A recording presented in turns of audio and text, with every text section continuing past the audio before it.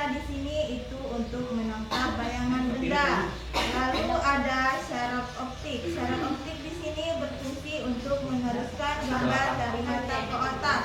Lalu ada bintik buta. Bintik buta ini adalah bagian dari mata yang tidak terlihat karena tidak adanya penangkapan cahaya. Untuk membuktikan bintik buta, kita akan melakukan percobaan 1 dan 2, yaitu percobaan bintik buta. Tujuan percobaannya ialah mengetahui bagaimana bayangan benda jika mengenai bintik buta. Yang kedua itu menentukan jarak benda yang Anda lihat yang bayangannya tepat mengenai buta. Yang ketiga itu mengetahui bagaimana bayangan benda jika mengenai bintik buta.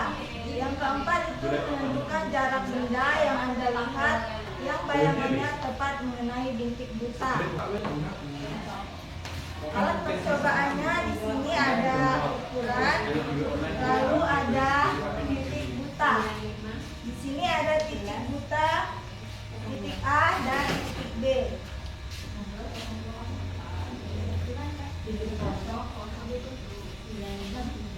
Pertama-tama kita akan menempatkan titik buta sejauh 1 meter dari pandangan kita.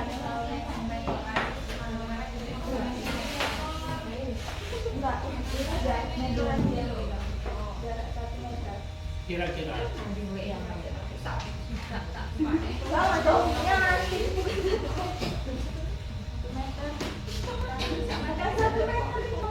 Setengah meter berarti.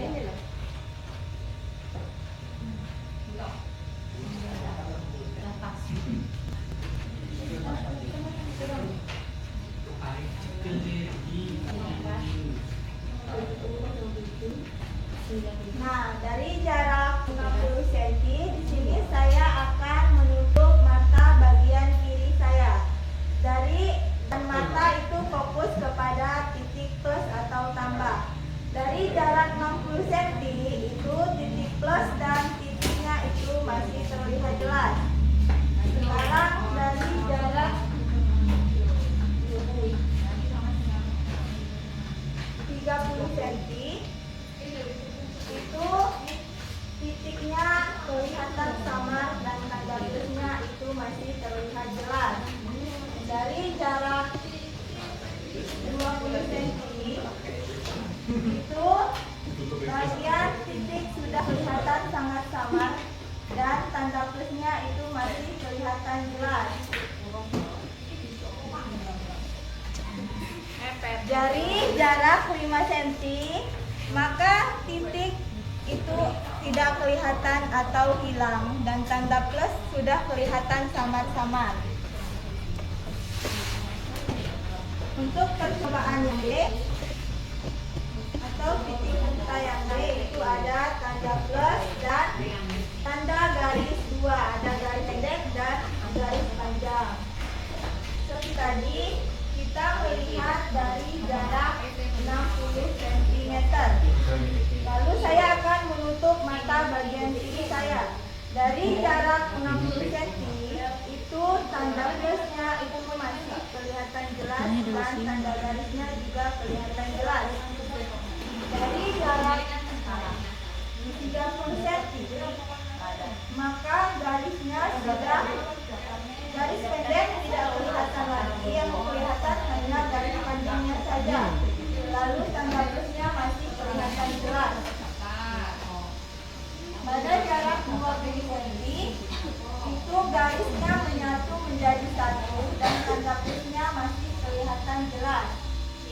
Dari percobaan ini kesimpulannya adalah semakin dekat kita dengan objek gambar maka objek tersebut akan samar atau tidak kelihatan jelas.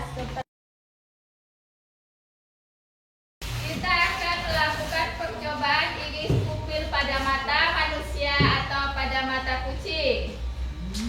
Tujuannya untuk mengetahui reaksi pupil mata manusia pada cahaya redup dan terang. Sedangkan tujuan pada mata kucing yaitu mengetahui reaksi pupil mata kucing pada cahaya redup dan terang. yaitu ekor api. Sedangkan pada kucing center mata kucing, teman Anda untuk bekerja berpasangan masuk ke dalam ruangan yang redup cahaya atau gelap ya Pak. Kita melihat mendeteksi lensanya. Meminta teman Anda untuk duduk berhadapan, kemudian suruhlah menutup mata dengan kedua tangannya sambil dan nyalakan lilin lebih dahulu. Tutup, terus lihat buka. Pupil mata manusia dari hasil percobaan dapat diketahui bahwa bentuk pupil mata manusia bisa mengalami perubahan pada keadaan cahaya gelap atau terang. Jadi bisa kecil, kecilnya bisa besar. Apa nggak kalau mata kucing Mbak? Nanti. Terus ada pupilnya. Pupil akan mempaparkan atau melebar jika keadaan cahaya redup karena untuk menghadap cahaya lebih banyak dan menghadap cahaya yang masuk. Sebaliknya, pupil akan mengecil apabila yang masuk lebih banyak cahaya dalam keadaan cahaya terang. Itu pada pupil manusia ya. Sekarang pada mata pupil kucing. Mana kucingnya? Kucingnya. Kita santai di kucingnya. Kita udah praktek di rumah ya kucingnya. Kucing. Ayo. Cepat ya. Sekarang kucing. Sekarang kita mengamati pada mata kucing. Pada pupil pada mata kucing. Ya.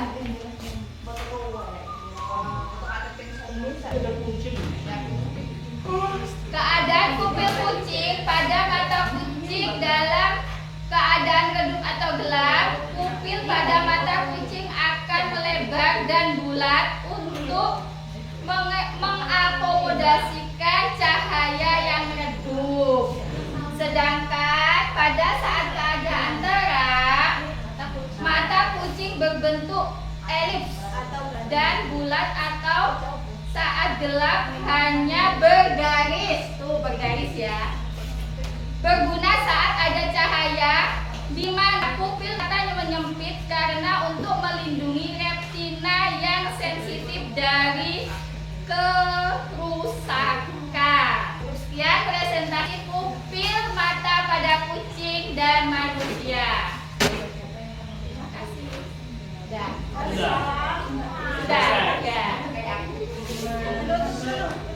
Ya, itu.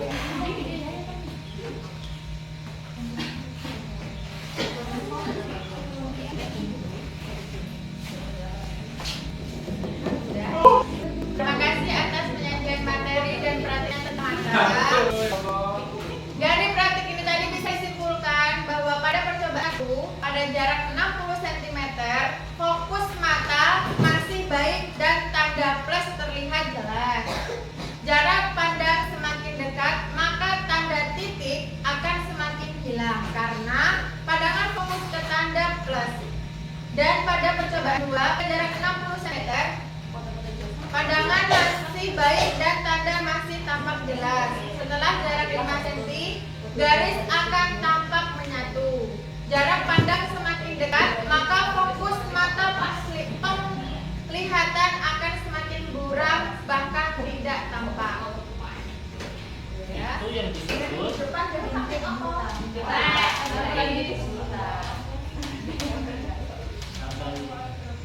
Kalian mas berapa urung sih? Itu tadi kelas. Tadi presentasi mata dari kami. Apabila ada kesalahan kami mohon maaf dan kami akan belajar kembali. Saya kiri wassalamualaikum warahmatullahi wabarakatuh.